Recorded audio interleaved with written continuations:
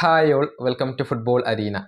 ഇന്ന് നടന്ന സൗഹൃദ മത്സരത്തിൽ എതിരില്ലാത്ത 5 ഗോളുകൾക്കാണ് അർജന്റീന സാംബിയയെ പരാജയപ്പെടുത്തിയത്. മികച്ച പ്രകടനമാണ് എല്ലാ അർജന്റീൻ താരങ്ങളും ഇന്നത്തെ മത്സരത്തിൽ നടത്തിയിട്ടുള്ളത്. പക്ഷേ അർജന്റീനയ്ക്ക് സമീപകാലത്ത് ഏൽക്കേണ്ടി വന്ന ഏറ്റവും വലിയ വിമർശനം അത് വേൾഡ് കപ്പിന് മുന്നേ കളിച്ച സൗഹൃദ മത്സരങ്ങൾ എല്ലാം തന്നെ ദുർബലരായ ടീമുകൾക്കെതിരെയാണ് കളിച്ചത് എന്നായിരുന്നു. ശക്തരായ ടീമുകൾക്കെതിരെ സൗഹൃദ മത്സരങ്ങൾ നടത്തുന്നതിൽ അർജന്റീന പരാജയപ്പെട്ടു എന്നാണ് ഇപ്പോൾ പലരും ആരോപിക്കുന്നത്. ഇത്തരത്തിലുള്ള ഒരു വിവാദം ഇന്നും അരങ്ങേറിയിട്ടുണ്ട്.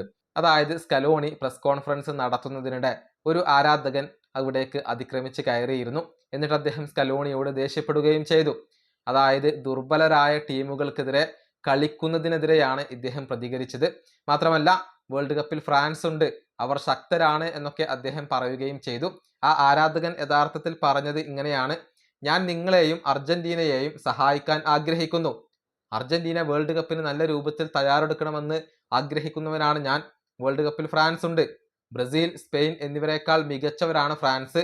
മെസ്സി, എമി എന്നിവരോടൊപ്പം നിലകൊള്ളുന്ന ലോകത്തിലെ ഏറ്റവും മികച്ച താരമാണ് കിലിയൻ എംബപ്പെ. ഇതാണ് ഒരു അർജന്റീൻ ആരാധകർ പ്രസ് കോൺഫറൻസിനിടെ സ്കലോണിയോട് പറഞ്ഞിട്ടുള്ളത്.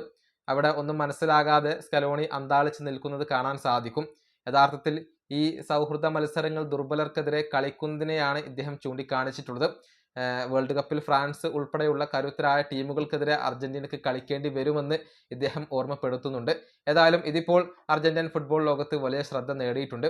സ്കലോണി തന്നെ നേരത്തെ പറഞ്ഞ ഒരു കാര്യമാണ്, മികച്ച ടീമുകൾക്കെതിരെ കളിക്കാൻ ആഗ്രഹമുണ്ട് എന്നത് അദ്ദേഹം വ്യക്തമാക്കിയ കാര്യമാണ്. പക്ഷേ അർജന്റീന ഫുട്ബോൾ അസോസിയേഷൻ മികച്ച ടീമുകൾക്കെതിരെ കളിക്കുന്നതിൽ പരാജയപ്പെടുകയായിരുന്നു. ഈ വീഡിയോ അവസാനിപ്പിക്കുന്നു. അടുത്തൊരു വീണ്ടും കാണാം.